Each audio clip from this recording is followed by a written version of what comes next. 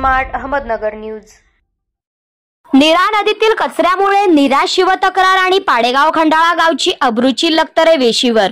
महाराष्ट्रातील तमाम भाविक श्री संत ज्ञानेश्वर महाराज पालखी मार्गावरून जाता येता पवित्र ठिकाण म्हणून नीरा नदीत रोज स्नानासाठी थांबत आहे। नदीतील कचरा पाहून कचरा टाकणाऱ्यांची मूर्ख, निर्लज्ज, नालायक आणि दळभद्री यामध्ये गणना करून नाईलाजास्तव कचऱ्याकडे व त्यामुळे निर्माण झालेल्या दुर्गंधीकडे डोळे झाक करून स्नान करत आहे। नीरा शिवतक्रार व पाडेगाव या दोन्हीही गावातील ग्रामपंचायतीच्या कचरा संकलनाच्या यंत्रणा बऱ्यापैकी सक्षम असतानाही त्याचा वापर न करता काही निर्लज्ज सहजच पुलावर उभे राहून नदीत कचरा टाकतात। या कचऱ्यामध्ये मृतांची कपडे, निरुपयोगी औषधे, बिछाने, चिकन वेस्टेज, न खपलेले मासे, सडलेले अन्न, रुग्णांचा कचरा, निरुपयोगी रद्दी आणि प्लास्टिक कचरा याचा समावेश असतो। या बाधक कचऱ्यामुळे कधी कधी निसर्ग अधिवास धोक्यात येऊन मृत माशांचा खच पाण्यावर तरंगताना दिसतो।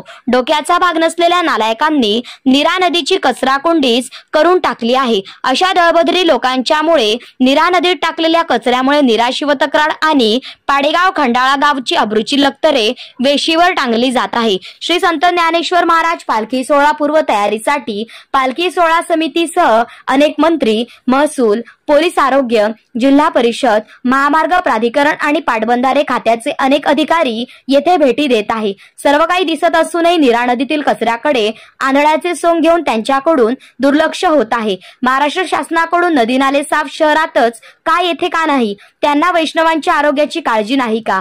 पालखी सोहळ्याला मिळणाऱ्या निधीपैकी 25% निधी अधिकाऱ्यांच्या दौऱ्यासाठी खर्च होऊन नुसते कागदी घोडे नाचवले जात आहे। प्रत्येक वर्षी श्री नानासाहेब धर्माधिकारी प्रतिष्ठान आणि श्री संत निरंकारी सत्संग मंडळ यांच्याकडून सेवाभावी वृत्तीने नीरा नदीची मनापासून स्वच्छता केली जाते, त्याबद्दल त्यांना धन्यवाद। परंतु ही फक्त त्यांची जबाबदारी आहे काय? आपण आपले घर व परिसर जसा स्वच्छ ठेवतो, आपण जसे स्वच्छ राहतो त्याप्रमाणे नीरा नदी स्वच्छ ठेवणे ही आपली जबाबदारी नाही का? श्री संत ज्ञानेश्वर महाराज पालखी सोहळ्याचे आगमन दिनांक 6 जुलै 2024 रोजी नीरा नगरीत आगमन होऊन 20व्या नंतर पालखी सोहळा सातारा जिल्ह्यात प्रवेश करून श्री दत्त घाटावर श्री संत ज्ञानेश्वर महाराजांच्या पवित्र पादुकांना नीरा नदीत पूर्वीपासून चालत आलेल्या प्रथेप्रमाणे स्नान घातले जाणार आहे। तसेच या दरम्यान महाराष्ट्र व संपूर्ण भारतातले लाखो वैष्णव वारकरी नीरा नदीत स्नान करणार आहेत। नदीतील कचरा पाहून त्यांचे तोंडून आपल्याबद्दल काय शब्द निघतील,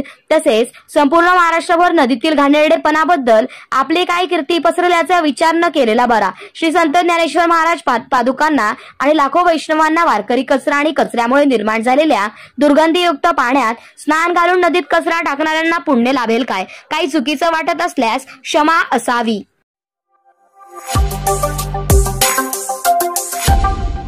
स्मार्ट अहमदनगर न्यूज।